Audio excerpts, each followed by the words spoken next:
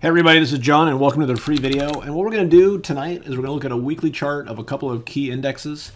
Also want to kind of point out what a speculative top looks like. This was what happens when you get this far away from 3 ATR. Notice how unnormal that is over the course of the last couple of years. You know, even all through 2013 and 14, we had a tremendous rally. But, you know, if you got to 3 ATR, you'd revert back to the mean. 2 ATR, revert back to the mean. 3 ATR to the downside, revert back to the mean. Da-da-da-da-da, exact da-da. So, you know, the fact that we're up this high is very unusual, and it will not last forever. And you might ask, well, why is this happening? Well, we have a monthly squeeze, and this is almost over, but that's what perpetuates something like this. So the question is, are the S&Ps going to come down? You know, we know we had Amazon, Apple, and Google earnings today. Nothing spectacular. Amazon and Apple are both up the expected move, which is what the market expected. Google was down a little bit. So nothing like a Netflix, like a 2 ATR move or anything like that. So the spiders, even if they pull back to 3 ATR, that's a 7 points here is 70 points in the S&Ps. The Qs, same thing, big move. And then XLK is also fairly extended. A lot of other sectors are starting to make what I call stealth correction. So on a weekly chart, you can see we're down here to 2 ATR. And remember, a full reversion to the mean here would bring us all the way back to 10,252 in the transports. And if we go back and look at the spiders, that's 267, or actually 263. And I'm not saying this is what's going to happen here. I'm just saying we're extended and to be careful. You know, my portfolio right now is very light. The other thing I wanted to point out too is that, you know, this also applies to Bitcoin. And we've sold all of our Bitcoin, and you can see from here that we have reverted back through here. My target for this pullback though is actually all the way back to this breakout, which would take us to $4,800. So this is very similar to the NASDAQ monthly bubble chart.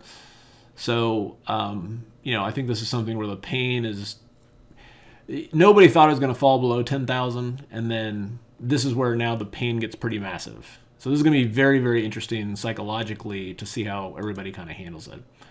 And again, if you go back here and you look at the monthly chart of the NASDAQ, I mean, I was very actively trading then. It's exactly what happened. So here's the run up, come down, hover, hover, hover, break the mean, and then crushed. Okay, so just keep that in mind. If you guys are trading that, obviously just be careful. You can obviously hedge in the futures market as well as you can trade Bitcoin futures. The other thing here, keep an eye on is TLT. This represents the bond market. We have a weekly squeeze here, and I am looking for this to get going to the downside. And if we look at this from a target perspective, bada boom, bada bing, okay? And then let's look real quick at the stocks.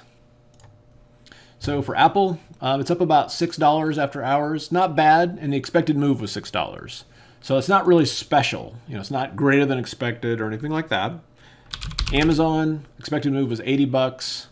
What's interesting here is that from a close of 1390, it's up about 80 bucks. Okay, not bad.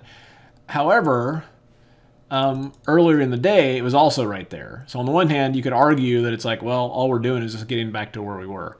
My point on this is going to be very interesting just to see how the market interprets this. So as I'm talking about this right now, the NASDAQ certainly had a nice pop. And right now it's up 42 points. It was up 60 earlier, and now it's just kind of drifting back. I suspect that tomorrow we may see some profit taking. Is the market was worried about, you know, the collectively Amazon, Google, and Apple.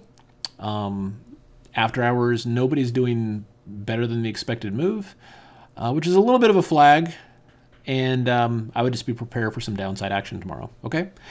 Hope it helps. You guys have a good one, and we'll see you at the next update.